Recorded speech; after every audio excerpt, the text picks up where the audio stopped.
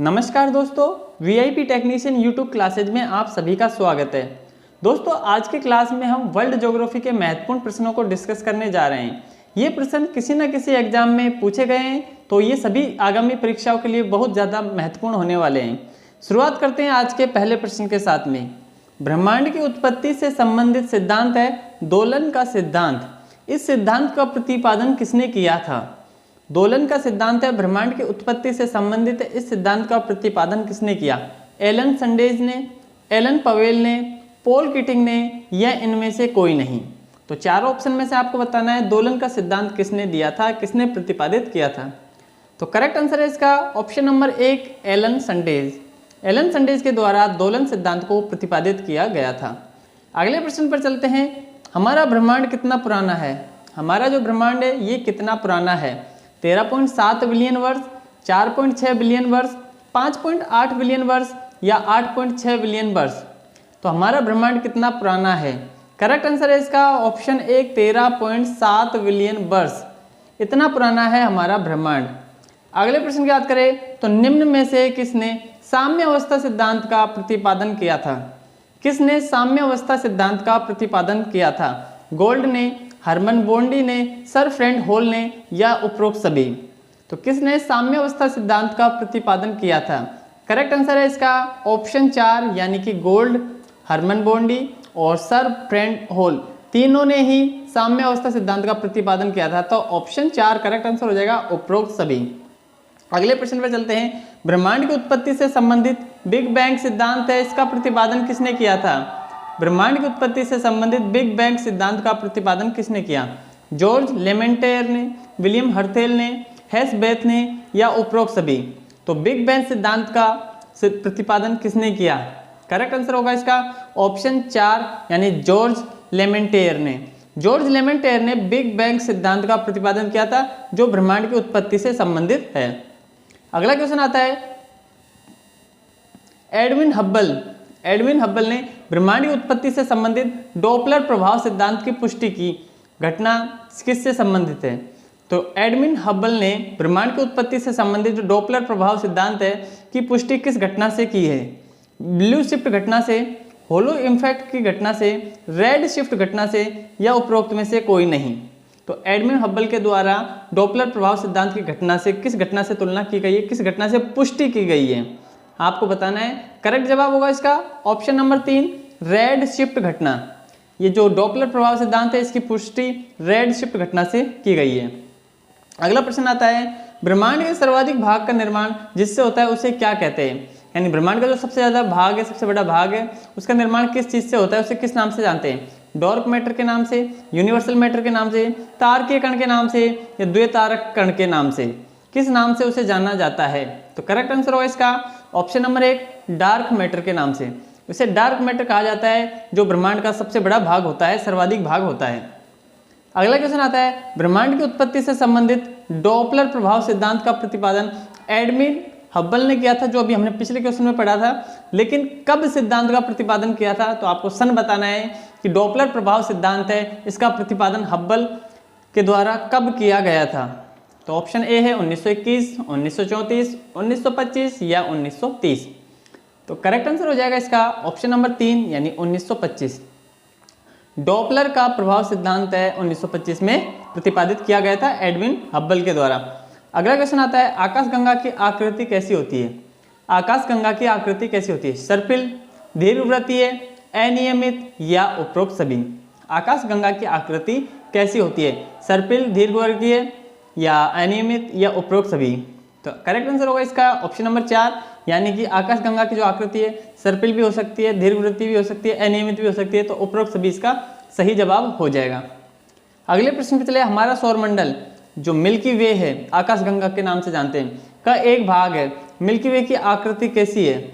Milky वे की आकृति कैसी है ये हमें बताना है। मिल्की वे की आकृति कैसी होगी? दीर्घवृत्तीय है, अनियमित है, सर्पिल है, या वर्गाकार है? तो करेक्ट आंसर हो जाएगा ऑप्शन नंबर 3, यानी सर्पिलाकार। मिल्की वे की आकृति कैसी है? सर्पिल आकार की।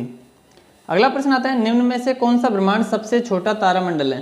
ब्रह्मांड का सबसे छोटा तारामंडल कौन सा है? हरकुलीज, ओरियन, सप्तऋषि, या हाइड्रा? ब्रह्मांड का सबसे छोटा तारामंडल कौन सा है? करेक्ट जवाब होगा यहाँ ऑप्शन नंबर 4 यानी हाइड्रा। ब्रह्मांड का सबसे छोटा तारामंडल कौन सा है? हाइड्रा। अगले क्वेश्चन पे चले, निम्नलिखित में से किन दो ग्रहों के बीच क्षुद्र ग्रह पाए जाते हैं? तो क्षुद्र ग्रह किन दो ग्रहों के बीच में पाए जाते हैं आपको बताना है। शनि और बृहस्पति के बीच में, शनि और यूरेनस के बीच में, मंगल और बृहस्पति के बीच में, या बुध और पृथ्वी के बीच में। तो ये क्षुद्र ग्रह जो पाए जाते हैं ये कहाँ पाए जाते हैं आपको बताना है, किन दो ग्रहों के बीच में पाए जाते हैं। करेक्ट जवाब होगा इसका ऑप्शन नंबर 3 यानी मंगल ग्रह और बृहस्पति ग्रह के बीच में जो पाए जाते हैं उन ग्रह को किस नाम से जानते हैं? हम क्षुद्र ग्रह के नाम से जानते हैं। अगला प्रश्न आता है, क्षुद्र ग्रह बेल्ट, एस्ट्रॉइड बेल्ट की बात हो रही है, कौन सा बोना ग्रह मौजूद है? में कौन सा बोना ग्रह मौजूद है? मैकमैक, प्लूटो, सरेस या एरिस? तो क्षुद्र ग्रह बेल्ट है, इसमें कौन सा बोना ग्रह मौजूद है आपको बताना है। करेक्ट जवाब होगा इसका ऑप्शन नंबर 3 सरेस। तो सरेस है ये क्षुद्र ग्रह बेल्ट में पाए जाने वाला बोना ग्रह है। अगला क्वेश्चन आता है कि निम्न में से किन दो तत्वों का सूर्य के निर्माण में सर्वाधिक योगदान होता है? यानी सूर्य के निर्माण में सबसे ज्यादा योगदान किन दो तत्वों का होता है आपको बताना है। हाइड्रोजन और हीलियम का, हाइड्रोजन और नियोन का, हीलियम और मीथेन का, या हाइड्रोजन, नियोन और मीथेन का? तो किन तत्वों का सबसे ज्यादा योगदान होता है हाइड्रोजन सूर्य के निर्माण में? तो करेक्ट आंसर होगा इसका ऑप्शन नंबर 1 हाइड्रोजन और हीलियम। हाइड्रोजन और हीलियम से सूर्य का निर्माण होता है। अगला क्वेश्चन आता है, सूर्य से निकलने वाली सौर ज्वाला को दक्षिणी ध्रुव पर किस नाम से जानते हैं?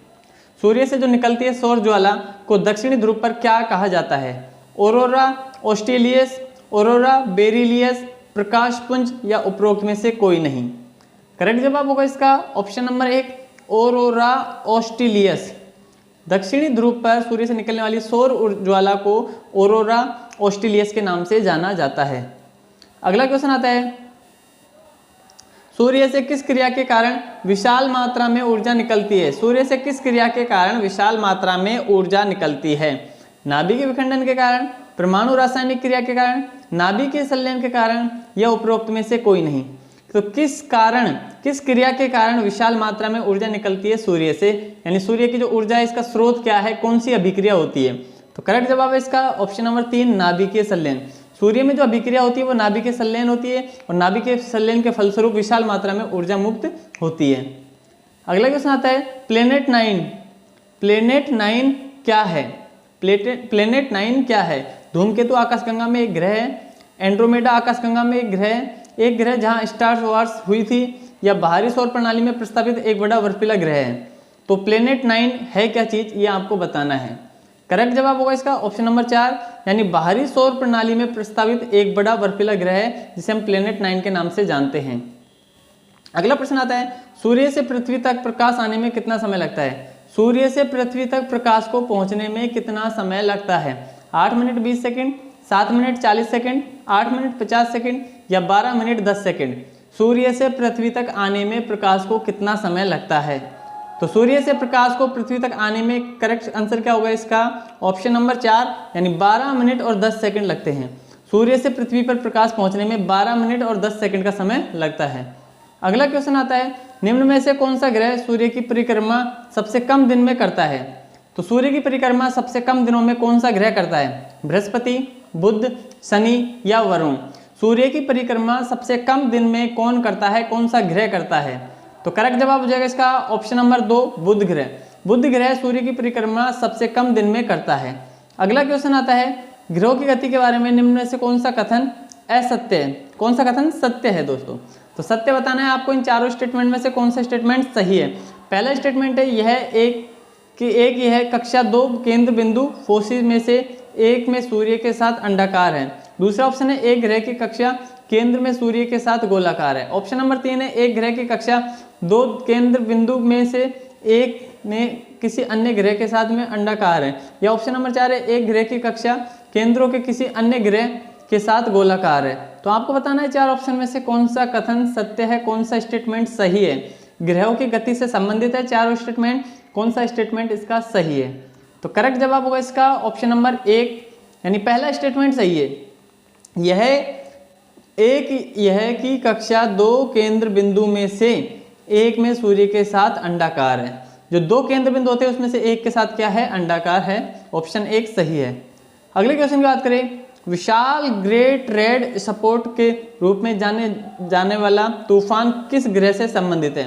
तो एक तूफान का नाम है विशाल ग्रेट रेड स्पॉट। इस नाम से जो तूफान है ये किस ग्रह से संबंधित है? मंगल ग्रह से, विनस से, प्लूटो से या बृहस्पति ग्रह से? तो चारों में से यहाँ सही जवाब आपको बताना है। करेक्ट आंसर होगा इसका ऑप्शन नंबर 4 बृहस्पति। बृहस्पति ग्रह पर विशाल ग्रेट रेड स्पॉट के नाम से तूफान आता है। अगला क्वेश्चन आता है, निम्न में से कौन सा उपग्रह का संबंध मंगल ग्रह से है? ऐसा कौन सा उपग्रह है जिसे मंगल ग्रह से संबंधित है? फोबोस, डेमोस, ए और बी दोनों या इनमें से कोई नहीं? तो मंगल ग्रह से संबंधित उपग्रह कौन सा है? करेक्ट जवाब होगा इसका ऑप्शन नंबर 3, यानी कि फोबोस और डीमोस दोनों के दोनों मंगल ग्रह के ही उपग्रह है। तो ऑप्शन ए और बी दोनों सही हो जाएंगे। तो ऑप्शन 3 सही जवाब है। अगला क्वेश्चन आता है, निम्न में से कौन सा ग्रह अपने अक्ष पर सबसे तेजी से घूर्णन करता है? निम्न में से कौन सा ग्रह है जो अपने अक्ष पर सबसे तेजी से घूर्णन करता है? शनि, बुध, शुक्र या बृहस्पति?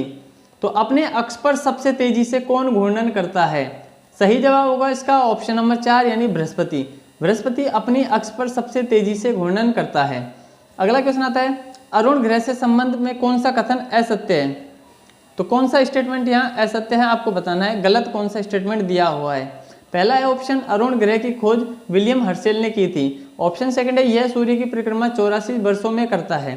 ऑप्शन 3 है, अरुण ग्रह अपनी धुरी पर सर्वाधिक झुका हुआ है। और ऑप्शन 4 है, अरुण ग्रह के चारों ओर गैस का आवरण नहीं पाया जाता है। तो इन चारों स्टेटमेंट में से कौन सा स्टेटमेंट गलत है, रॉन्ग है, असत्य है आपको बताना है। सही जवाब होगा इसका ऑप्शन नंबर 4, यानी कि ये कथन है ये असत्य है। अरुण ग्रह के चारों ओर गैस का आवरण नहीं पाया जाता है, ये गलत बात है। अरुण ग्रह के चारों ओर गैस का आवरण पाया जाता है। देखिए पहला ऑप्शन है, अरुण ग्रह की खोज विलियम हर्शेल ने की थी, बिल्कुल सही जवाब है। सूर्य की परिक्रमा 84 वर्षों में करता है, बिल्कुल सही बात है। और तीसरा, अरुण ग्रह अपनी धुरी पर सर्वाधिक झुका हुआ है, बिल्कुल सही बात है। तो 3 स्टेटमेंट सही है, स्टेटमेंट 4 गलत है। तो स्टेटमेंट 4 इसका सही जवाब हो जाएगा। अगला क्वेश्चन आता है, निम्न में से कौन सा विकल्प ग्रहों के आकार का घटते हुए क्रम को प्रदर्शित करता है? घटते हुए आकार के लिए कौन सा सही ऑप्शन होगा? बुध, शुक्र, मंगल या बृहस्पति? बृहस्पति, शनि, अरुण, वरुण, बृहस्पति, शनि, वरुण, अरुण या शनि, बृहस्पति, अरुण और वरुण? तो इनमें से घटता हुआ क्रम कौन सा बताता है ग्रहों के लिए? तो सही जवाब हो जाएगा यहाँ ऑप्शन नंबर 2, यानी देखिए सबसे बड़ा ग्रह कौन सा हो गया? बृहस्पति हो गया, इससे छोटा शनि हो गया, अरुण उससे छोटा है और सबसे छोटा कौन है? वरुण। तो ये चारों ऑप्शन सही है, तो ये ऑप्शन बी इसका सही जवाब हो जाएगा। अगला क्वेश्चन आता है, एक विषुव एक वर्ष में कितनी बार आता है? जो विषुव है, इक्विनोक्स है, ये एक वर्ष में कितनी बार आता है? 1 बार आता है, 2 बार आता है, 3 बार आता है या 4 बार आता है? जो विषुव की घटना है ये एक वर्ष में कितनी बार आती है? तो सही जवाब होगा इसका ऑप्शन नंबर 2, यानी कि 2 बार। विषुव की घटना एक वर्ष में 2 बार होती है। अगला क्वेश्चन आता है, उपसौर की घटना से क्या तात्पर्य है? उपसौर की घटना से क्या तात्पर्य है? उपसौर की घटना से क्या तात्पर्य है? ऑप्शन 1, यह घटना 3 जनवरी को होती है जब सूर्य तथा पृथ्वी सबसे करीब होते हैं। यह घटना 3 जनवरी को होती है जब सूर्य तथा पृथ्वी सर्वाधिक दूर होते हैं। यह घटना 4 जुलाई को होती है जब सूर्य तथा पृथ्वी के बीच न्यूनतम दूरी होती है। यह घटना 4 जुलाई को होती है जब सूर्य तथा पृथ्वी के बीच अधिकतम दूरी होती है। तो ये बताना है पहले कि सूर्य और पृथ्वी के बीच की अधिकतम दूरी होती है या कम दूरी होती है, और एक डेट बतानी है आपको, 3 जनवरी को होती है, 4 जुलाई को होती है। तो देखिए इस क्वेश्चन का सही जवाब क्या हो जाएगा? ऑप्शन नंबर 1, यानी कि उपसौर की जो घटना है वो कब होती है? 3 जनवरी को। उपसौर की घटना कब होती है? 3 जनवरी को। और इस कंडीशन में क्या होता है? जब सूर्य तथा पृथ्वी सबसे करीब होते हैं। तो उपसौर यानी निकट की स्थिति को बता रहा है, पृथ्वी और सूर्य एक दूसरे के निकट होंगे, करीब होंगे। ये घटना है 3 जनवरी की। अगला आता है क्वेश्चन, निम्न में से किस स्थिति में सूर्य ग्रहण की घटना होती है? तो सूर्य ग्रहण की घटना किस कंडीशन में होती है आपको बताना है। सूर्य ग्रहण की घटना किस स्थिति में होती है? ऑप्शन 1 है, जब सूर्य पृथ्वी तथा चंद्रमा के बीच में आ जाएगा। ऑप्शन बी है, जब पृथ्वी है वो सूर्य और चंद्रमा के बीच में आ जाए। ऑप्शन सी है, चंद्रमा सूर्य तथा पृथ्वी के बीच में आ जाए। और ऑप्शन डी है, उपरोक्त में से कोई नहीं। तो देखिए सूर्य ग्रहण की बात हो रही है, सूर्य ग्रहण की घटना हो रही है, ये किस कंडीशन में होगी? तो इसका सही जवाब होगा ऑप्शन नंबर 2, यानी कि जो पृथ्वी है ये पृथ्वी सूर्य और चंद्रमा के बीच में आ जाती है। तो इस प्रकार से सूर्य ग्रहण की घटना घटित होती है। पृथ्वी होती है ये सूर्य और चंद्रमा के बीच में आ जाती है, इस घटना को हम बोलते हैं सूर्य ग्रहण। अगला क्वेश्चन आता है, रिक्टर पैमाने के बारे में निम्नलिखित में से क्या गलत है? रिक्टर पैमाने के बारे में निम्न 4 स्टेटमेंट, इन चारों स्टेटमेंट में से क्या गलत है? ऑप्शन एक है 1935 में चार्ल्स रिक्टर और गटेनबर्ग के द्वारा यह विकसित किया गया था। ऑप्शन बी है यह एक लघुगणकीय पैमाना है।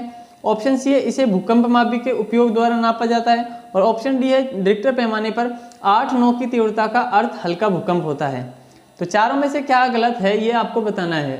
तो क्वेश्चन नंबर 28 का राइट आंसर हो जाएगा ऑप्शन नंबर 4। देखिए रिक्टर पैमाने पर 8-9, क्योंकि 9 तक तो अधिकतम पैमाना होता है, तो 9 से ज़्यादा तो भूकंप की तीव्रता हो नहीं सकती, तो ये तो मैक्सिमम तीव्रता होती है, हल्का भूकंप नहीं होता। इस कंडीशन में बहुत तेज भूकंप होता है। तो स्टेटमेंट 4 गलत है।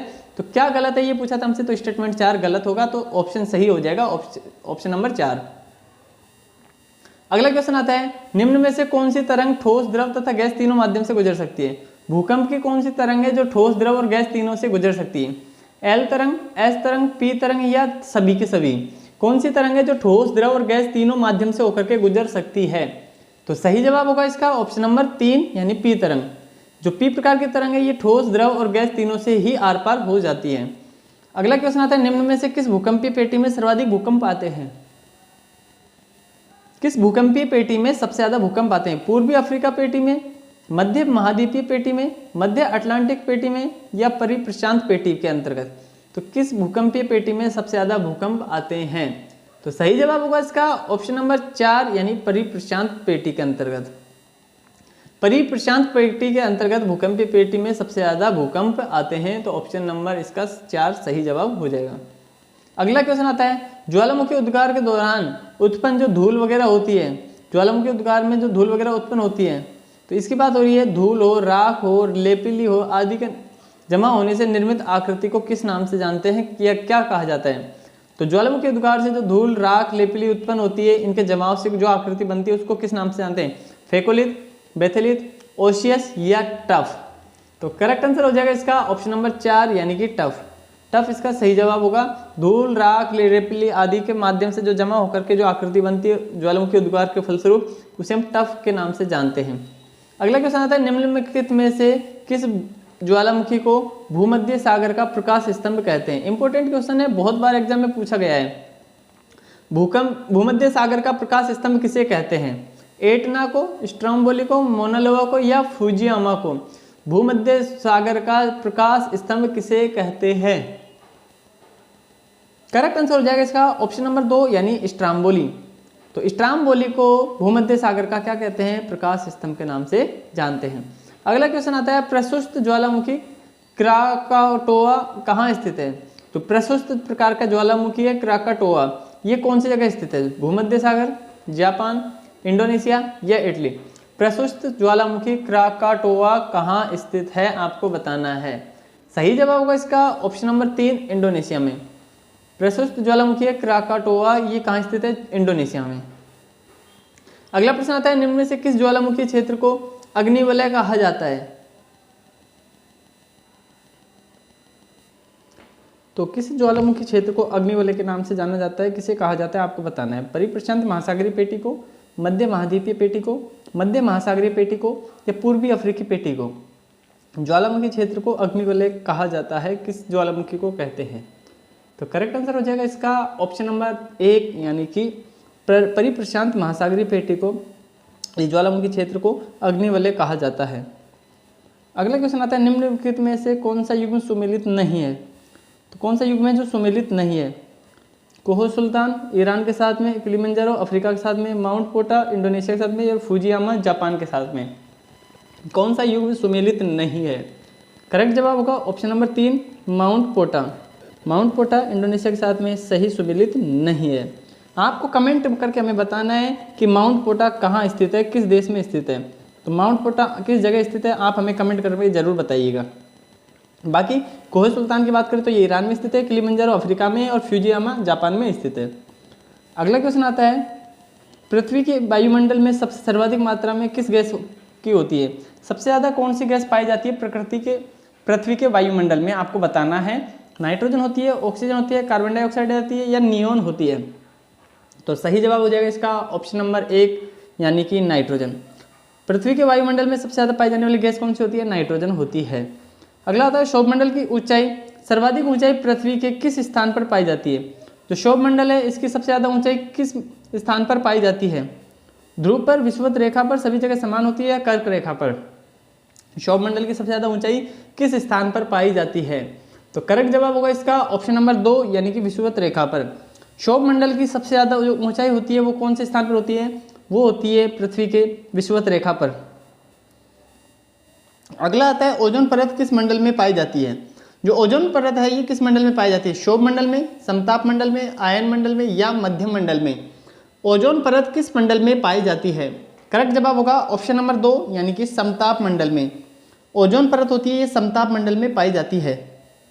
अगला क्वेश्चन आता है निम्नलिखित में से वायुमंडल के किस मंडल में प्रति 165 मीटर की ऊंचाई पर 1 डिग्री सेंटीग्रेड ताप कम हो जाता है? यानी जैसे जैसे 165 मीटर ऊंचाई चलते जाते हैं, प्रत्येक 165 मीटर चलने पर 1 डिग्री टेम्परेचर में कमी आ जाती है। तो कौन सा वायुमंडल का कौन सा मंडल है वो? आयन मंडल है, आयतन मंडल है, क्षोभ मंडल है या समताप मंडल है? तो सही जवाब हो जाएगा इसका ऑप्शन नंबर 3 यानी कि क्षोभ मंडल। क्षोभ मंडल में ऊंचाई पर जाने पर टेम्परेचर में क्या होती है? कमी आ जाती है। क्षोभ मंडल में ऊंचाई पर जाने पर ताप में क्या होती है? कमी आ जाती है। तो ये याद रखना है हमें। अगला प्रश्न आता है बैरोमीटर का पाठ्यांक तेजी से गिरना। अगर बैरोमीटर का पाठ्यांक तेजी से गिरता है तो ये किस चीज का संकेत होता है? बैरोमीटर का पाठ्यांक तेजी से गिरना ये किस चीज का संकेत है? चक्रवाती मौसम का, साफ मौसम का, तूफानी मौसम का या वर्षा की संभावना होती है? बैरोमीटर का पाठ्यांक तेजी से गिरना किस चीज का संकेत दर्शाता है? सही जवाब होगा ऑप्शन नंबर 3 यानी तूफानी मौसम का संकेत होता है। बैरोमीटर का तेजी से पाठ्यांक गिरने का मतलब होता है तूफान आने की संभावना है।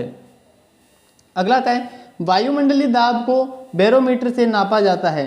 तो दाब की इकाई का क्या होती है? देखिए वायुमंडलीय दाब को बैरोमीटर से नापते हैं। इस दाब की इकाई क्या होती है? मिलीमीटर होती है, मिलीबार होती है, पास्कल होती है या जूल होती है? जो दाब है, दाब की इकाई क्या होती है आपको ये बताना है। तो सही जवाब होगा इसका ऑप्शन नंबर 2 यानी कि मिलीबार। मिलीबार में नापा जाता है वायुमंडलीय दाब से बैरोमीटर के द्वारा। अगला क्वेश्चन आता है निम्नलिखित में से किस वायुमंडल की पेटी में डोल्ड्रम की घटना होती है? तो डोल्ड्रम की घटना किस वायुदाब की पेटी में होती है आपको बताना है। भूमध्य रेखीय निम्न वायुदाब की पेटी में, उपोष्ण उच्च वायुदाब की पेटी में, उपध्रुवीय निम्न वायुदाब की पेटी में या ध्रुवीय उच्च वायुदाब की पेटी में? किस वायुदाब की पेटी में डोल्ड्रम की घटना घटित होती है? सही जवाब होगा ऑप्शन नंबर 1 भूमध्य रेखीय निम्न वायुदाब पेटी के अंतर्गत डोल्ड्रम की घटना होती है। भूमध्य रेखीय निम्न वायुदाब पेटी में डोल्ड्रम की घटना होती है, याद रखना। अगला क्वेश्चन आता है ध्रुवीय उच्च वायुदाब पेटी का विस्तार कितने अक्षांश तक होता है? ध्रुवीय उच्च वायुदाब पेटी होती है, इसका विस्तार कितने अक्षांश तक होता है? 45 से 60 उत्तरी तथा दक्षिणी अक्षांश के बीच, 60 से 75 उत्तरी तथा दक्षिणी अक्षांश के बीच, 65 से 90 उत्तरी तथा दक्षिणी अक्षांश के बीच या 0 से 30 उत्तरी व दक्षिणी अक्षांश के बीच में? तो बताना है ध्रुवीय उच्च वायुदाब पेटी का विस्तार कहां से कहां तक होता है। तो सही जवाब होगा इसका ऑप्शन नंबर 3 यानी 65 से 90 उत्तरी और दक्षिणी दोनों अक्षांशों के बीच का, 65 डिग्री से 90 डिग्री के बीच का। अगला क्वेश्चन है पानी का कोई भी रूप जो बादलों से गिरता है उसे किस नाम से जानते हैं? पानी का कोई भी रूप जो बादलों से गिरता है उसे क्या कहते हैं? इवोपोरेशन, कंडेंसेशन, प्रेसिपिटेशन या ट्रांसपिरेशन? तो किस नाम से जाना जाता है बादलों से गिरने वाले पानी को? पानी का कोई भी रूप हो उसे किस नाम से जानेंगे? तो करेक्ट आंसर हो जाएगा इसका ऑप्शन नंबर 3 यानी कि प्रेसिपिटेशन के नाम से उस बादलों से गिरे हुए पानी को जाना जाता है। अगला क्वेश्चन है लेवेंटर नामक जो ठंडी स्थानीय पवन है ये किस क्षेत्र में बहती है? पहली चीज याद रखना आप, लेवेंटर कौन सी पवन है? ये एक ठंडी पवन है, ठंडी स्थानीय पवन है। और ये किस क्षेत्र में बहती है आपको बताना है। स्पेन में, मिस्र में, ध्रुवीय क्षेत्र में या मैक्सिको में? तो करेक्ट जवाब हो जाएगा इसका ऑप्शन नंबर 1 यानी स्पेन में। लेवेंटर जो ठंडी पवन है, स्थानीय पवन है, ये स्पेन में बहती है। अगला क्वेश्चन आता है निम्न में से कौन सी ठंडी हवा है? ठंडी हवा कौन सी निम्न में से? थोमा है, पुर्गा है, सांता आना है या ब्लैक रोलर है? तो कौन सी ठंडी हवा है निम्न में से? तो सही जवाब होगा इसका ऑप्शन नंबर 2 पुर्गा। पुर्गा होती है एक ठंडी हवा होती है। अगला क्वेश्चन है विली विली चक्रवात है। विली विली चक्रवात निम्न में से किस स्थान पर आता है? तो कौन सा स्थान है जहां पर विली विली चक्रवात आता है? अमेरिका है, एशिया का पश्चिमी भाग है, चीन है या ऑस्ट्रेलिया है? विली विली चक्रवात किस देश में या किस स्थान पर आता है आपको बताना है। तो करेक्ट जवाब हो जाएगा इसका ऑप्शन नंबर 4 यानी ऑस्ट्रेलिया। विली विली चक्रवात कहाँ आता है? ऑस्ट्रेलिया में आता है। अगला प्रश्न है दक्षिण हिंद महासागरीय चक्रवात की बात हो रही है, इसका स्थानीय नाम क्या है? दक्षिण हिंद महासागरीय चक्रवात का स्थानीय नाम क्या है? टोर्नेडो, काल वैसाखी, सांता आना या टाइफून? दक्षिण हिंद महासागरीय चक्रवात को किस नाम से जानते हैं, इसका स्थानीय नाम क्या है? तो करेक्ट आंसर होगा इसका स्थानीय नाम है वो है टाइफून। ऑप्शन 4 करेक्ट आंसर हो जाएगा। नेक्स्ट प्रश्न की बात करें, अगला प्रश्न है पृथ्वी का सबसे निचला स्थान जिसे हम चैलेंजर गर्त के नाम से जानते हैं, ये किस खाड़ी में स्थित है? कौन सी खाड़ी में है चैलेंजर गर्त? मेरियाना की खाड़ी, हडसन की खाड़ी, दक्षिणी चीन की खाड़ी या कैरिबियन की खाड़ी? किस खाड़ी में चैलेंजर गर्त स्थित है जो पृथ्वी का सबसे निचला स्थान है? सही जवाब होगा ऑप्शन नंबर 1 मेरियाना की खाड़ी। तो मेरियाना की खाड़ी में जो सबसे निचला स्थान है उसे कहते हैं चैलेंजर गर्त। अगला क्वेश्चन आता है निम्न में से कौन सा महासागर सबसे बड़ा तथा सबसे गहरा है? सबसे बड़ा महासागर ही सबसे गहरा महासागर है, तो वो कौन सा महासागर है जो सबसे बड़ा भी और सबसे गहरा भी है? हिंद महासागर, प्रशांत महासागर, अटलांटिक महासागर या आर्कटिक महासागर? तो सही जवाब होगा इसका ऑप्शन नंबर 2 प्रशांत महासागर। प्रशांत महासागर महासागरों में सबसे बड़ा और सबसे गहरा होता है। अगला क्वेश्चन है निम्न में से किस महासागर की आकृति अंग्रेजी के एस अक्षर के समान है? अंग्रेजी के एस अक्षर के समान किस महासागर की आकृति होती है? प्रशांत महासागर की, आर्कटिक महासागर की, हिंद महासागर की या अटलांटिक महासागर की? कौन से महासागर की आकृति है जो अंग्रेजी के एस अक्षर के समान होती है? तो करेक्ट आंसर होगा ऑप्शन नंबर 4 यानी अटलांटिक महासागर। अटलांटिक महासागर होते हैं, इसकी आकृति कैसी होती है? एस शेप में होती है, एस के अक्षर के समान होती है। अगला क्वेश्चन है मेडागास्कर, मॉरिशस, मालदीव ये किस महासागर में स्थित है? मेडागास्कर, मॉरिशस और मालदीव ये किस महासागर में स्थित है? अटलांटिक महासागर में, प्रशांत महासागर में, हिंद महासागर में या आर्कटिक महासागर में? तो सही जवाब होगा इसका ऑप्शन नंबर 3 हिंद महासागर में। हिंद महासागर में स्थित है मेडागास्कर, मॉरिशस और मालदीव। अगला क्वेश्चन आता है मेक्सिको की खाड़ी किस महासागर में स्थित है? मेक्सिको की खाड़ी किस महासागर में स्थित है? आर्कटिक महासागर, हिंद महासागर, अटलांटिक महासागर या उपरोक्त में से कोई नहीं? मेक्सिको की खाड़ी किस महासागर में स्थित है? तो सही जवाब होगा इसका ऑप्शन नंबर 3 यानी कि अटलांटिक महासागर। ऑप्शन 3 करेक्ट आंसर हो जाएगा। मेक्सिको की खाड़ी कहाँ है? अटलांटिक महासागर में स्थित है। नेक्स्ट क्वेश्चन है निम्न में से किस महासागर में क्यूरोसियो की जलधारा प्रवाहित होती है? तो क्यूरोसियो की जलधारा है ये किस महासागर में प्रवाहित होती है? अटलांटिक महासागर में, प्रशांत महासागर में, हिंद महासागर में या आर्कटिक महासागर में? क्यूरोसियो जो जलधारा है ये किस महासागर में प्रवाहित होती है? तो सही जवाब है इसका ऑप्शन नंबर 2 प्रशांत महासागर। प्रशांत महासागर में जो जलधारा है उसको किस नाम से जानते हैं? क्यूरोसियो के नाम से जानते हैं।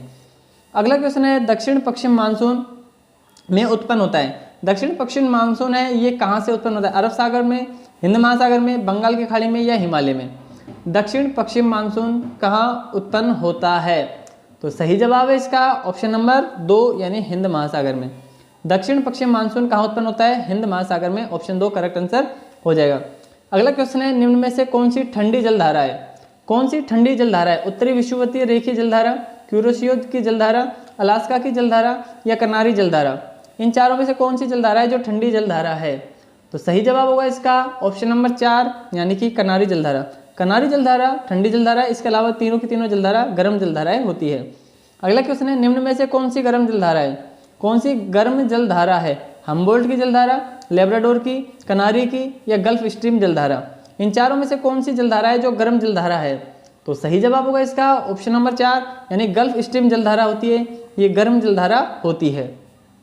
नेक्स्ट क्वेश्चन बात करें सार्गेसो सागर किस महासागर से संबंधित है या किस सागर में स्थित है? सार्गेसो सागर है ये किस महासागर में स्थित है? हिंद महासागर में, प्रशांत महासागर में, अटलांटिक महासागर में या आर्कटिक महासागर में? तो जो सार्गेसो सागर है ये कहाँ स्थित है? इसका सही जवाब होगा ऑप्शन नंबर 3 यानी कि अटलांटिक महासागर। सार्गेसो सागर कहाँ स्थित है? अटलांटिक महासागर में स्थित है। अगला क्वेश्चन आता है डोगर बैंक या जॉर्ज बैंक ये दोनों के नाम से किसके लिए प्रसिद्ध है? किस चीज़ के लिए प्रसिद्ध है डोगर बैंक और जॉर्ज बैंक? तांबा उत्खनन के लिए, हीरा उत्खनन के लिए, मत्स्य की अधिकता के लिए या उपरोक्त में से कोई नहीं? डोगर बैंक और जॉर्ज बैंक ये किस क्षेत्र के लिए, किस चीज़ के लिए प्रसिद्ध है? तो सही जवाब होगा इसका ऑप्शन नंबर 3 यानी मछली की अधिकता के कारण। मछली की उपस्थिति ज़्यादा होती है डॉगर बैंक और जॉर्ज बैंक के स्थान पर। अगला क्वेश्चन है, क्षेत्रफल की दृष्टि से एशिया का सबसे बड़ा तथा सबसे छोटा देश कौन सा है? एशिया का सबसे बड़ा देश बताना है और एशिया का सबसे छोटा देश बताना है कौन सा है क्षेत्रफल की दृष्टि से। तो देखिए, बात करें एशिया के सबसे बड़े देश की क्षेत्रफल की दृष्टि से, तो सही जवाब होगा चीन। क्योंकि क्षेत्रफल की दृष्टि से बात करनी है हमें यहाँ, तो क्षेत्रफल की दृष्टि से एशिया का सबसे बड़ा जो देश होगा वो कौन सा होगा? चीन। और सबसे छोटे देश की बात करें तो वो कौन सा होगा? मालदीव। तो ऑप्शन 3 इसका करेक्ट जवाब हो जाएगा। नेक्स्ट क्वेश्चन चले, विश्व का सबसे ठंडा स्थान वर्खोयांस्क किस देश में अवस्थित है? विश्व का सबसे ठंडा स्थान है वर्खोयांस्क। ये किस देश में स्थित है? रूस में, कनाडा में, अलास्का में या नॉर्वे में? वर्खोयांस्क कौन से देश में स्थित है? तो सही जवाब होगा ऑप्शन नंबर 1 रूस में। वर्खोयांस्क है ये कहाँ स्थित है? रूस के अंदर स्थित है। अगला क्वेश्चन है, निम्न में से कौन सा एशिया का सबसे गर्म स्थान है? एशिया का सबसे गर्म स्थान हमें बताना है कौन सा स्थान है। एशिया का सबसे गर्म स्थान कौन सा है? लीबिया का अल अजीलिया, या फिर पाकिस्तान का जेकोबाबर, या भारत का मासिनराम, या सीरिया का मोसुल? तो लीबिया का अल अजीजिया, पाकिस्तान का जेकोबाबार, या फिर भारत का मासिनराम, या सीरिया का मोसुल, इन चारों में से एशिया का सबसे गर्म स्थान कौन सा है? तो सही जवाब होगा ऑप्शन नंबर 2 यानी पाकिस्तान का जेकोबाबार, ये होता है एशिया का सबसे गर्म स्थान। तो पाकिस्तान का जेकोबाबार ये एशिया का सबसे गर्म स्थान है। निम्नलिखित में से कौन सा पठार विश्व की छत कहलाता है? तो विश्व की छत के रूप में किस पठार को जाना जाता है? तिब्बत का पठार होता है, मालवा का होता है, अल्दान का पठार होता है, या शान का पठार होता है? विश्व की छत किस पठार को कहते हैं? सही जवाब है ऑप्शन नंबर 1 तिब्बत का पठार। तिब्बत का पठार किस नाम से जाना जाता है? विश्व की छत के नाम से जाना जाता है। अगला आता है माकल रेगिस्तान। माकल रेगिस्तान कहाँ पाया जाता है? माकल रेगिस्तान कहाँ पाया जाता है? सऊदी अरब में, नामीबिया में, चीन में या अमेरिका में? माकल रेगिस्तान कहाँ पाया जाता है? तो सही जवाब है इसका ऑप्शन नंबर 3 चीन में। माकल रेगिस्तान है ये कहाँ पाया जाता है? चीन में पाया जाता है। अगला क्वेश्चन है, निम्न में से किस महाद्वीप से कर्क रेखा, मकर रेखा और विषुवत रेखा तीनों की तीनों गुजरती है? कौन सा महाद्वीप है जिसमें से कर्क रेखा, मकर रेखा और विषुवत रेखा तीनों की तीनों गुजरती है? एशिया, यूरोप, अंटार्कटिका या अफ्रीका? कर्क, मकर और विषुवत रेखा तीनों रेखाएं कहाँ से गुजरती है? तो सही जवाब होगा इसका ऑप्शन नंबर 4 यानी कि अफ्रीका। अफ्रीका महाद्वीप से कर्क रेखा, मकर रेखा और विषुवत रेखा तीनों प्रकार की रेखाएं गुजरती है। बात करते हैं अगले प्रश्न की। तो अगला प्रश्न है, अफ्रीका का सबसे ऊंचा पर्वत शिखर कौन सा है? अफ्रीका का सबसे ऊंचा पर्वत शिखर कौन सा है? किलिमंजारो, कोयस्को, गोरा मास्काया या पोर्टवेला? सबसे ऊंचा पर्वत शिखर अफ्रीका के अंदर कौन सा है? करेक्ट आंसर होगा ऑप्शन नंबर 1 किलिमंजारो। अफ्रीका का सबसे ऊंचा पर्वत शिखर सबसे ऊंचा कौन सा है? किलिमंजारो है। नेक्स्ट क्वेश्चन की बात करें, अगला क्वेश्चन आता है, अफ्रीका का सबसे उत्तरी बिंदु कौन सा है? अफ्रीका का सबसे उत्तरी बिंदु कौन सा है? अगुलहाज, केप वर्डे, केप कैमोरिन या केप अहोला? अफ्रीका का सबसे उत्तरी बिंदु कौन सा है?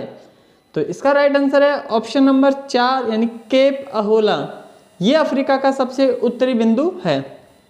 नेक्स्ट क्वेश्चन है, निम्न में से अफ्रीका के किन देशों के समूह को हॉर्न ऑफ अफ्रीका कहा जाता है? हॉर्न ऑफ अफ्रीका किन देशों के समूह को कहा जाता है?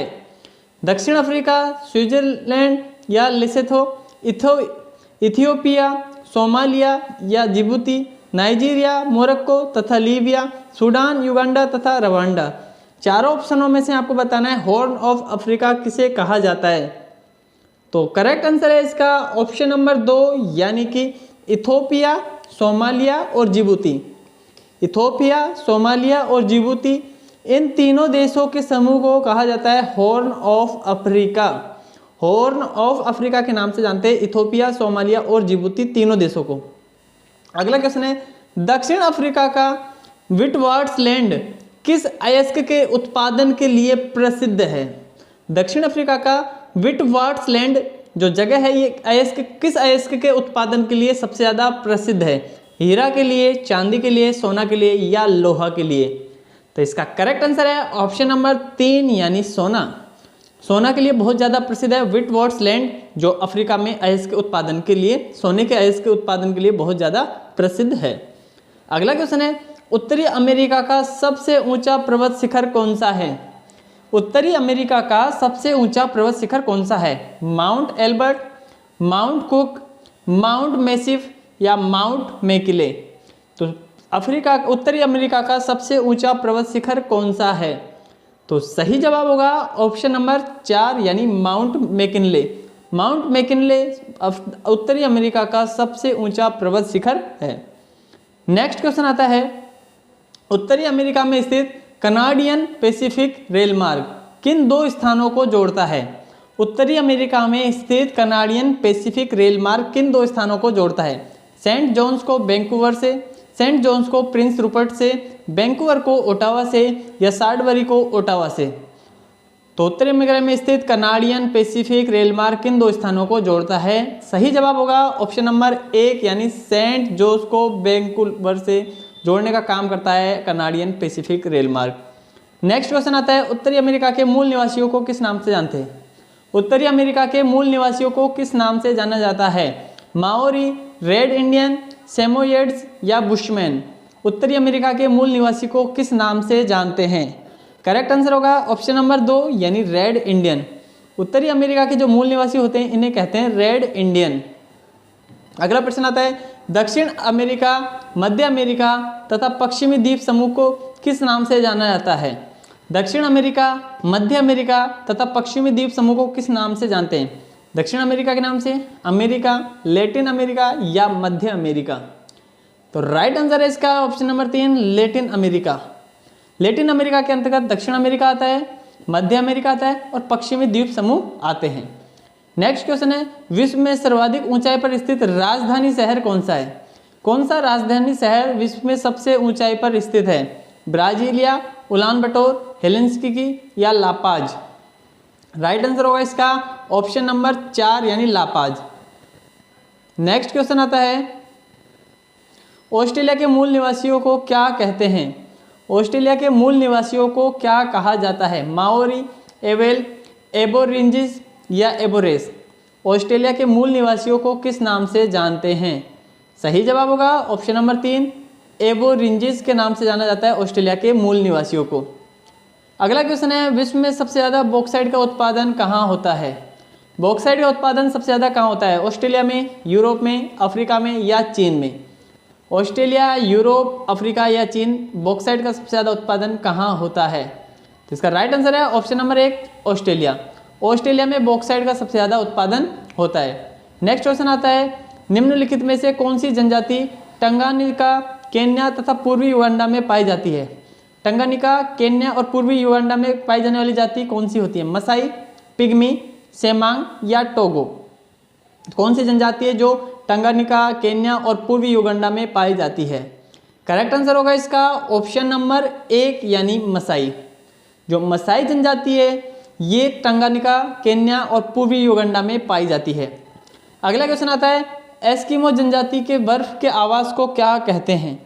एस्किमो जो जनजाति है इनके बर्फ के आवास को किस नाम से जाना जाता है?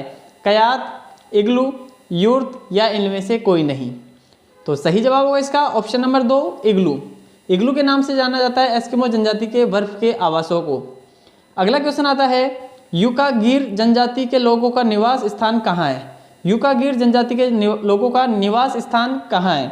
साइबेरिया, अलास्का, केन्या या इनमें से कोई नहीं? यूकागिर जनजाति। करेक्ट आंसर होगा ऑप्शन नंबर 1 साइबेरिया। साइबेरिया में यूकागिर जनजाति निवास करती है। नेक्स्ट क्वेश्चन है, कांगो बेसिन की जो पिग्मी जनजाति है किस प्रजाति से संबंधित है? कांगो बेसिन की पिग्मी जनजाति किस प्रजाति से संबंधित है? ऑस्ट्रेलॉइड, प्रोटो ऑस्ट्रेलॉइड, मंगोलॉइड या निग्रेटो? तो पिग्मी जनजाति किस से संबंधित है, कौन सी प्रजाति से संबंधित है? तो ऑप्शन नंबर 4 इसका सही जवाब होगा यानी निग्रेटो। पिग्मी जनजाति निग्रेटो प्रजाति से संबंधित है। नेक्स्ट क्वेश्चन आता है, निम्न में से किस स्थान पर सेमांग जनजाति पाई जाती है? निम्न में से किस स्थान पर सेमांग जनजाति पाई जाती है? तो सेमांग जनजाति किस स्थान पर पाई जाती है? मलाया, दक्षिण अफ्रीका, कोलंबिया या पेरू? सेमांग जनजाति किस स्थान पर पाई जाती है? करेक्ट आंसर होगा ऑप्शन नंबर 1 यानी मलाया। मलाया में जो जनजाति होती है वो सेमांग जनजाति के नाम से जानी जाती है। अगला क्वेश्चन आता है, आल्प्स पर्वत किस महाद्वीप में स्थित है? आल्प्स पर्वत है ये किस महाद्वीप में स्थित है? एशिया, यूरोप, ऑस्ट्रेलिया या उत्तरी अमेरिका? आल्प्स पर्वत किस महाद्वीप पर स्थित है? सही जवाब होगा ऑप्शन नंबर 2 यूरोप। आल्प्स पर्वत यूरोप महाद्वीप पर स्थित है। नेक्स्ट क्वेश्चन आता है, एंडीज पर्वत की सबसे ऊंची चोटी कौन सी है? एंडीज पर्वत की सबसे ऊंची चोटी आपको बतानी है कौन सी है? Mount Elbert, mount Elbrus, Anamudi या एकांकागुआ? इन चारों में से एंडीज पर्वत की सबसे ऊंची चोटी कौन सी है? करेक्ट जवाब होगा option number 2 mount Elbrus. Andes पर्वत की सबसे ऊंची चोटी का नाम क्या है? Mount Elbrus. नेक्स्ट क्वेश्चन आता है, अगला क्वेश्चन है, विश्व की सबसे बड़ी झील कौन सी है? विश्व की सबसे बड़ी झील कौन सी है? विश्व की सबसे बड़ी झील कौन सी है? टिटिकाका, कैस्पियन सागर, वॉन झील या मृत सागर? विश्व की सबसे बड़ी झील कौन सी है? सही जवाब होगा ऑप्शन नंबर 2 कैस्पियन सागर। विश्व की सबसे बड़ी झील कौन सी है? कैस्पियन सागर है।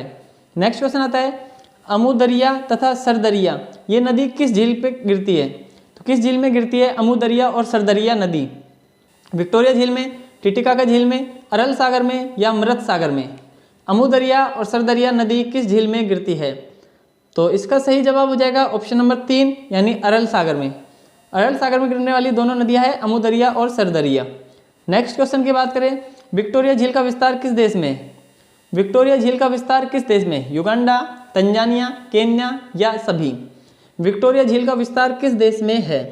सही जवाब होगा ऑप्शन नंबर 4 यानी कि युगांडा में भी है, तंजानिया में भी है और केन्या में भी है। विक्टोरिया झील युगांडा, तंजानिया, केन्या तीनों में ही विस्तार है, यानी कि उपरोक्त सभी सही जवाब हो जाएगा।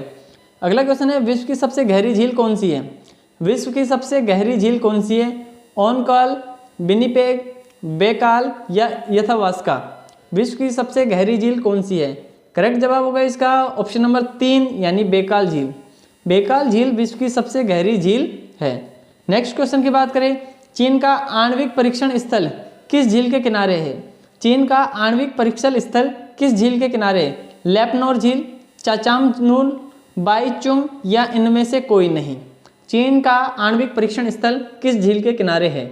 सही जवाब होगा ऑप्शन नंबर 1 यानी लेपनोर झील के किनारे स्थित है चीन का आणविक परीक्षण स्थल। नेक्स्ट क्वेश्चन आता है, निम्न में से कौन सी झील मिस्र में स्थित है? कौन सी झील है जो मिस्र में है? टिटिकाका झील, ओनकोल झील, आसवाब झील या ओनेगा झील? कौन सी झील है जो मिस्र में स्थित है? तो सही जवाब होगा ऑप्शन नंबर 3 आसवाब झील है जो मिस्र में स्थित है। अगला क्वेश्चन है, सुएज नहर किन दो सागरों को आपस में जोड़ती है? सुएज नहर किन दो सागरों को आपस में जोड़ने का काम करती है?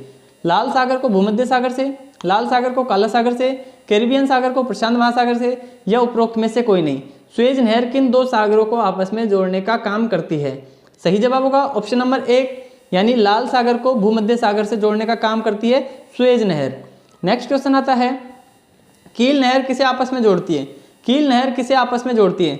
रोस्टेव से स्लानिग्राड को, मैनचेस्टर से लिवरपूल को, उत्तरी सागर से बाल्टिक सागर को, एंटवर्प से बेनीलेक्स को? इन चारों में से आपस में किसे कील नहर आपस में जोड़ने का काम करती है? तो सही जवाब होगा ऑप्शन नंबर 3 उत्तरी सागर को बाल्टिक सागर से जोड़ने का काम करती है कील नहर। अगला क्वेश्चन आता है, कौन सी नहर है जो इरी झील को मिशिगन झील से जोड़ती है? इरी झील और मिशिगन झील को आपस में जोड़ने का काम किस नहर का है? इरी नहर का, मिशिगन नहर का, माउंट ताल नहर का या डी फैक्टो नहर का? इरी झील को मिशिगन झील से जोड़ने का काम कौन सी नहर करती है? सही जवाब होगा ऑप्शन नंबर 1 इरी नहर। इरी नहर है जो इरी झील और मिशिगन झील को आपस में जोड़ने का काम करती है। अगला क्वेश्चन है, सुमात्रा तथा मलाया को कौन सा जल डमरू अलग करता है? सुमात्रा और मलाया इन दोनों के बीच में कौन सा जल डमरू है? पाक जल डमरू, मलक्का जल डमरू, जिब्राल्टर जल डमरू या बेरिंग जल डमरू? इन चारों में से कौन सा जल डमरू होता है सुमात्रा और मलाया के मध्य? तो राइट आंसर होगा इसका ऑप्शन नंबर 2 यानी मलक्का जल डमरू। मलक्का जल डमरू सुमात्रा और मलाया को अलग करने का काम करता है। अगला क्वेश्चन है, जिब्राल्टर जल डमरू है ये किन दो स्थलों को खंड को आपस में अलग करता है? तो कौन से दो स्थल खंड है जिन्हें अलग करने का काम जिब्राल्टर जल डमरू के द्वारा किया जाता है? फ्रांस और ब्रिटेन, भारत और श्रीलंका, यूरोप और अफ्रीका, भारत और मालदीव? तो जिब्राल्टर जलडमरू किन दो स्थलों के मध्य स्थित है, ये आपको बताना है। तो सही जवाब होगा ऑप्शन नंबर 3, यानी यूरोप और अफ्रीका के बीच में स्थित है जिब्राल्टर जलडमरू। तो ऑप्शन नंबर 3 सही जवाब हो जाएगा। अगला क्वेश्चन आता है, अलास्का तथा रूस को कौन सी जनजाति अलग करती है? अलास्का और रूस को कौन सी जल संधि है जो अलग करती है? डोबर जल संधि, बेरिंग जल संधि, मलक्का जल संधि या उपरोक्त सभी? अलास्का और रूस को कौन सी जल संधि अलग करती है? सही जवाब होगा ऑप्शन नंबर 2, बेरिंग जल संधि। बेरिंग जल संधि अलास्का और रूस को अलग करने का काम करती है। नेक्स्ट क्वेश्चन आता है, निम्न में से सबसे ऊंचा जलप्रपात कौन सा है? सबसे ऊंचा जलप्रपात कौन सा है? एंजिल, क्यूकेनाना, नियाग्रा या हुगेला? विश्व का सबसे ऊंचा जलप्रपात कौन सा है? तो राइट आंसर हो जाएगा ऑप्शन नंबर 1, एंजिल जलप्रपात। ये सबसे ऊंचा जलप्रपात है। अगला क्वेश्चन है, गोबी मरुस्थल किन देश में स्थित है? तो गोबी मरुस्थल किस देश में स्थित है? उज्बेकिस्तान, चिली, मंगोलिया व चीन, यूएसए व मैक्सिको? गोबी मरुस्थल किस देश में स्थित है? तो सही जवाब होगा ऑप्शन नंबर 3, मंगोलिया व चीन। मंगोलिया और चीन के अंतर्गत स्थित है गोबी मरुस्थल। अगला क्वेश्चन है, प्रेरी घास के मैदान किस प्रदेश में पाई जाती है? कहाँ पाई जाती है? ऑप्शन 1 अर्जेंटीना, ऑस्ट्रेलिया, वेनेजुएला या कनाडा? प्रेरी घास के जो मैदान है ये प्रदेश कहाँ पाई जाती है? कौन से क्षेत्र में, कौन से देश में पाए जाते हैं? प्रेरी घास के मैदान कहाँ पाए जाते हैं? तो सही जवाब होगा ऑप्शन नंबर 4, यानी कनाडा में। कनाडा में पाए जाते हैं प्रेरी घास प्रदेश। अगला क्वेश्चन है, पोर्टसोल मिट्टी विश्व के किस क्षेत्र में पाई जाती है? पोर्टसोल मिट्टी विश्व के किस क्षेत्र में पाई जाती है? पश्चिमी यूरोप में, पूर्वी अफ्रीका में, नील नदी घाटी में या ये सभी? पोर्टसोल मिट्टी विश्व के किस क्षेत्र में पाई जाती है? तो सही जवाब होगा ऑप्शन नंबर 1, पश्चिमी यूरोप में। पोर्टसोल मिट्टी है ये पश्चिमी यूरोप में पाई जाती है। अगला क्वेश्चन है, पेरिस नदी पेरिस नदी के किनारे कौन सा शहर बसा है? पेरिस नदी के किनारे कौन सा शहर बसा है? या पेरिस किस नदी के किनारे बसा शहर है? नील नदी के, राइन नदी के, टाइबर नदी के या सीन नदी के? तो कौन सी नदी है जो पेरिस के किनारे स्थित है? या फिर पेरिस किस नदी के किनारे बसा हुआ है? एक ही बात है, नील, राइन, टाइबर या सीन? तो सही जवाब होगा ऑप्शन नंबर 4, यानी सीन नदी। पेरिस है ये सीन नदी के किनारे बसा हुआ है। अगला क्वेश्चन आता है, पवन चक्कियों का भूमि किसे कहा जाता है? ऑस्ट्रेलिया को, नीदरलैंड को, फिनलैंड को या स्विट्जरलैंड को? पवन चक्कियों की भूमि किसे कहा जाता है, किस देश को कहते हैं? सही जवाब है ऑप्शन नंबर 2, नीदरलैंड को। नीदरलैंड को पवन चक्कियों की भूमि के नाम से जाना जाता है। अगला क्वेश्चन है, मैनचेस्टर जो इंग्लैंड के किस उद्योग के लिए प्रसिद्ध है? मैनचेस्टर किस उद्योग के लिए प्रसिद्ध है? लौह इस्पात, शराब, सूती वस्त्र या मोटर कार? मैनचेस्टर किस उद्योग के लिए प्रसिद्ध है? सही जवाब है ऑप्शन नंबर 3, सूती वस्त्र। मैनचेस्टर है ये सूती वस्त्र के लिए प्रसिद्ध है। अगला क्वेश्चन है, संयुक्त राज्य अमेरिका का कौन सा शहर मांस प्रसंस्करण उद्योग के लिए विख्यात है? तो मांस प्रसंस्करण संयुक्त राज्य अमेरिका का कौन सा शहर है जो इसके लिए विख्यात है? वॉशिंगटन डीसी, न्यूयॉर्क, शिकागो या पिट्सबर्ग? तो सही जवाब होगा ऑप्शन नंबर 3, यानी शिकागो। ऑप्शन नंबर 3 शिकागो इसका सही जवाब होगा। नेक्स्ट क्वेश्चन है, 17वीं समांतर रेखा किन दो देशों के बीच में स्थित है? 17वीं समांतर रेखा है ये किन दो देशों में स्थित है? उत्तरी तथा दक्षिणी वियतनाम, यूएसए व कनाडा, पोलैंड व जर्मनी, फ्रांस व जर्मनी? 17वीं समांतर रेखा है किन दो देशों के बीच में स्थित है? तो सही जवाब है ऑप्शन नंबर 1, यानी उत्तरी और दक्षिणी वियतनाम। उत्तरी और दक्षिणी वियतनाम के मध्य स्थित है 17वीं समानांतर रेखा। अगला क्वेश्चन आता है, आर्कीपेलेगो क्या है? आर्कीपेलेगो क्या है? आर्कीपेलेगो क्या है? द्वीपों का समूह, श्रृंखला, संघ या संग्रह, भूमि और समुद्र का मिलान, एक वास्तुकार का बैकग्राउंड है या एक प्रकार का चर्च है? आर्कीपेलेगो क्या चीज़ है? देखिए दोस्तों, ये सभी क्वेश्चन बहुत ज़्यादा इम्पोर्टेंट है और वर्ल्ड ज्योग्राफी के ये इम्पोर्टेंट क्वेश्चन है जो एग्जाम में बार बार रिपीट होते हैं। तो ये हमारा आज का लास्ट क्वेश्चन है, आर्कीपेलेगो क्या है? करेक्ट आंसर हो जाएगा इसका ऑप्शन नंबर ए, यानी कि द्वीपों का समूह, श्रृंखला, संघ या संग्रह। आर्कीपेलेगो क्या है? द्वीपों का समूह है, श्रृंखला है, संघ या उनका संग्रह है।